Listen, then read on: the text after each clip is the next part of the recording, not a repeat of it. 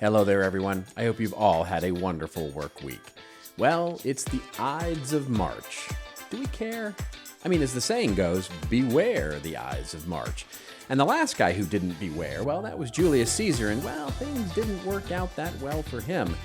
Maybe it's about the latest prediction. A quote from Sam Altman from OpenAI, how he talked about marketing and the work we do with internal teams and creative agencies. According to Altman, the future AI will be able to accomplish 95% of what marketers use agencies, strategists, and creative professionals for today. Is Altman the soothsayer from Shakespeare's Julius Caesar saying, beware the Ides of AI? And should we really be concerned that AI is going to take 95% of the jobs away from creative agencies and professionals? Are we creatives and content professionals going to find ourselves on the steps of the proverbial Senate saying, "Et tu, ChatGPT," knifed in the back by a prompt engineer? Is this all Greek to you? Is this metaphor a little over the top? All right, you want to know more? Let's get our take on this. And this is a few minutes of what's new in marketing that might help you lead your business strategy. Let's put on our togas, make our way over to the Senate, and yeah, let's roll.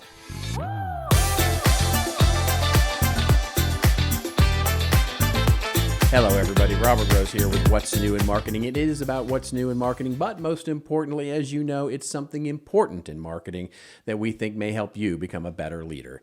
And if we can help you or your team with custom training, consultation, or ongoing implementation of your content strategy program, get on over to contentmarketinginstitute.com and fill out the form and let's have a chat.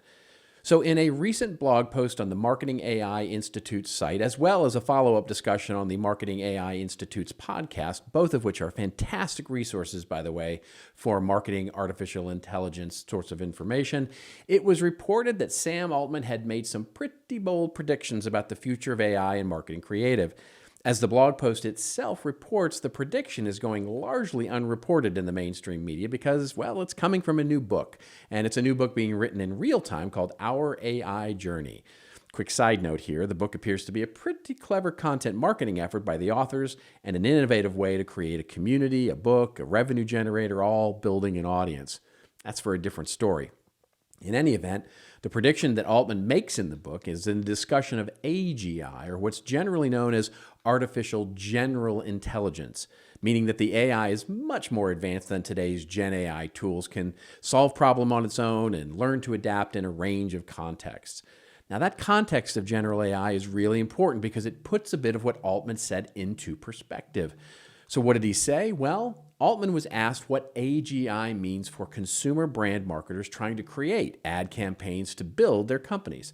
Altman is quoted as saying that, quote, 95% of what marketers use agencies, strategies, and creative professionals for will easily, nearly instantly, and at almost no cost be handled by AI. And he continued, AI will likely to test the creative against real or synthetic customer focus groups, predicting results, optimizing them, and again, all free, all instant, nearly perfect images, videos, campaign ideas, no problem. So yeah, I'm gonna need a minute on that one. I just, let's see. I mean, should we all just fold up our tents and head on home? I mean, it seems like we're not needed any longer. I mean, who could argue with that, right? I mean, let's go to our CEO and say, yeah, how would you like instant, free, nearly perfect images, videos, and marketing campaigns that could be instantly and continuously optimized against real and synthetic audiences that provide all that value for free? And the results, always predictable because they're always going to work, because otherwise, if we predict failure, then the AI just doesn't do that campaign. So everything's going to work all the time and we're never going to fail again, right? So yeah. Let's get a reality check on that. Because look, I don't mind that Altman is selling the utopian version of AI, especially when he's doing it in an interview for a book called Our AI Journey. I mean, it would be a short book indeed, and pretty self-deflating if his quote had been, it's basically going to increase our productivity by a few percentage points and make some menial tasks a little easier, right? I mean, it's hard to raise $1 trillion in venture money, which he's trying to do, by the way, without whipping up a little bit of clickbait. But what bothers me about quotes like this is that marketers, people, practitioners hear it and two things happen. The first is that it becomes about the headline and not the nuance.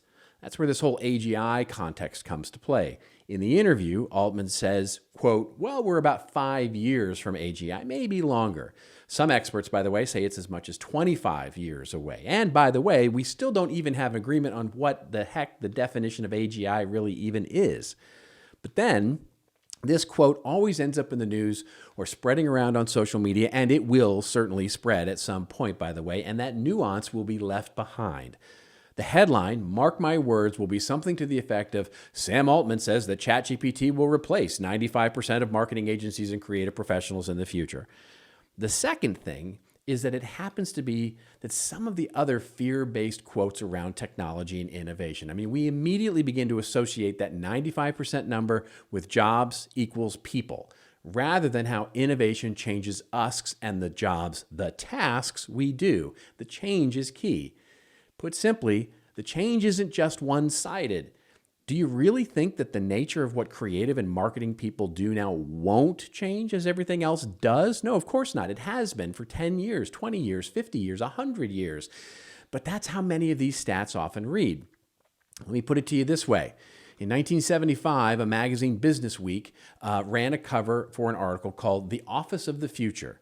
And in that article, George Paik, the head of research at Xerox, predicted a revolution. He said in the next 20 years, there would be a TV terminal with a keyboard, and with the push of a button, he'll be able to call up documents on the screen and press another button. He can get his email or any other message in the world, and he predicted that he'd never need another piece of printed paper again. Office costs would plummet. The days of people filing things into boxes, typing things into paper would forever be removed.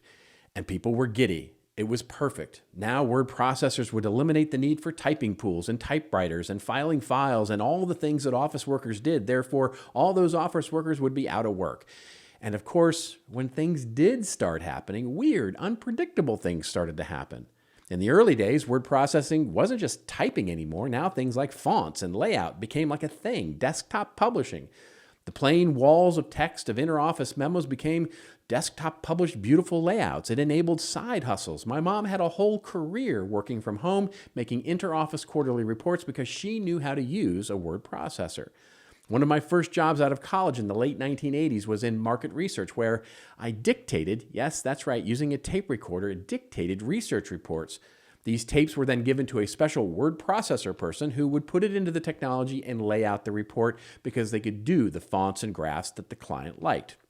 And yet, here we are in 2024, my doctor's office is still using fax machines, paper filing cabinets, typewriters, and forms that somehow are still all just walls of text. Somehow none of us are completely digital yet.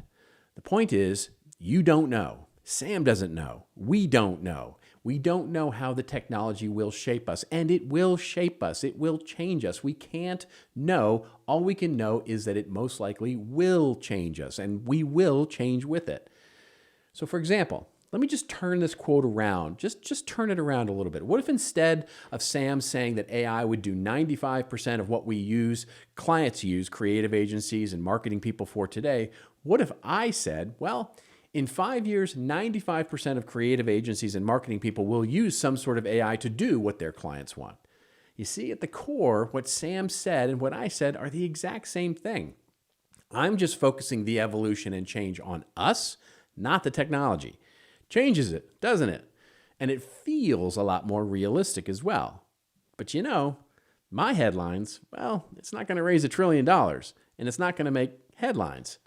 And that's the takeaway here. Every time you see one of these headlines, these predictions, just make sure that you take a moment to look through it through a different lens. The lens of, what if it's me that changes to meet the value of the innovation, rather than what the innovation will do to change the value of me? And that's a few minutes of what's new in marketing. Remember, it's your story to tell. Don't let anybody predict what yours can be, and then tell it well. I'll see you next week.